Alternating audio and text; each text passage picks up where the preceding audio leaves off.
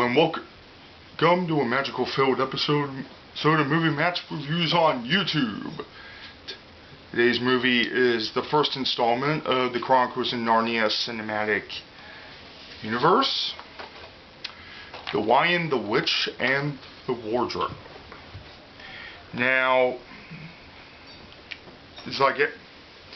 So, to start things off, in terms of familiarity to the Chronicles of Narnia franchise as a whole, yes, I am familiar with the books. I did read one or two of them in school. So it's like I believe I'm qualified to be reviewing this. So, in the 2000s, Disney had signed a distribution agreement with a film production company called Walden. And from that deal, we got Holes. Now, there was another movie, and Walden had licensed the rights from the estate of C.S. Lewis. The first, I think, couple books in the series, and decided to make move to do their own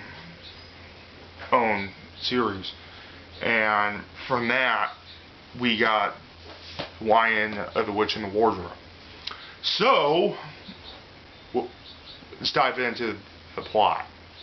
Now, it's World War II, and the three Pensieve children are sent to live in the English countryside with a professor who has a magical wardrobe. However, the wardrobe leads to this mythical fantasy land called Narnia. And the girl finds out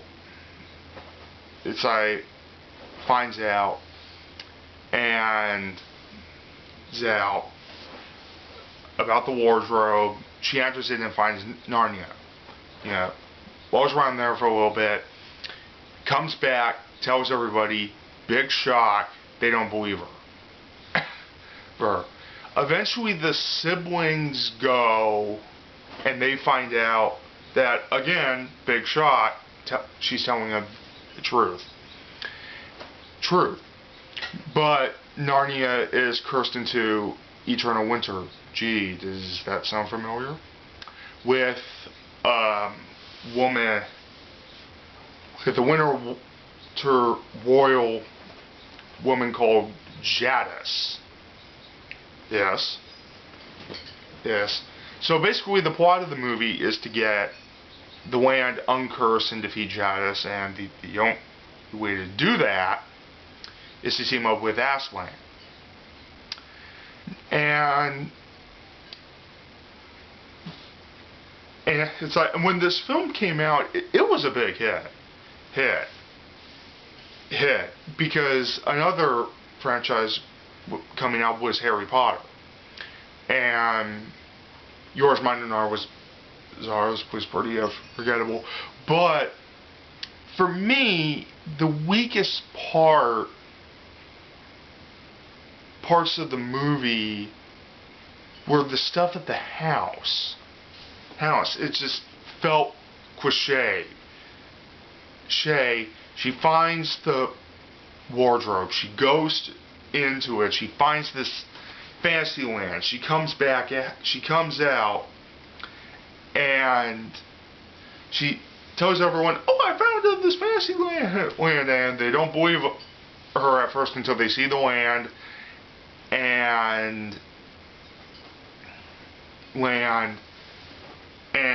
they find out that she's being illegitimate. Now, they're pretty clever about it.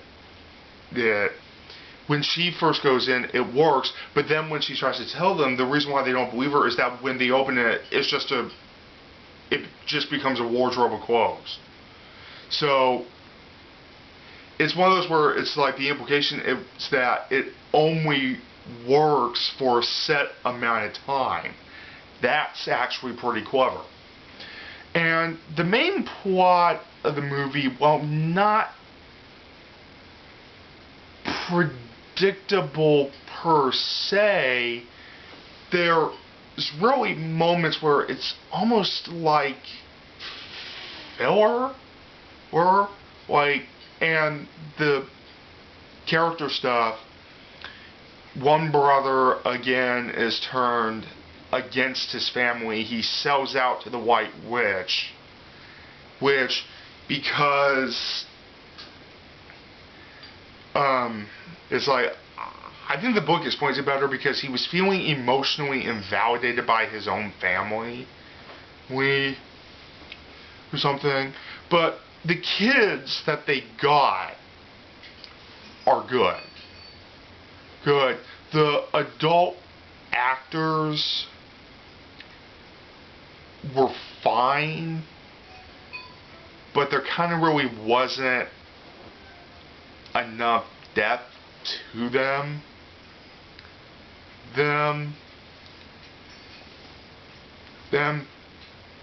But it's one of those where it's like you kind of have to go in and knowing other books, because this came out during a time where they were trying to cut down the books a little bit. Supposedly there's yeah, this runs 135 minutes. Supposedly there's an extended cut that runs 150. So, and I think that's more closer to what the book is. But, and the visuals and the effects are magnificent. But if you watch this in Light of Frozen, you would notice that there's a lot of similarities. Like, the land is cursed into eternal winter. You have a character that's almost the Snow Queen. And it works. It really does.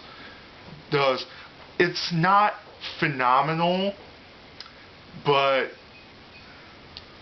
for the first adaptation of the Narnia series, it gets a thumbs up from me.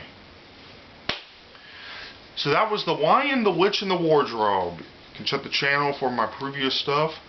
The next review will be the next installment of the Narnia film series, Prince Caspian. So that's Movie Matt signing off.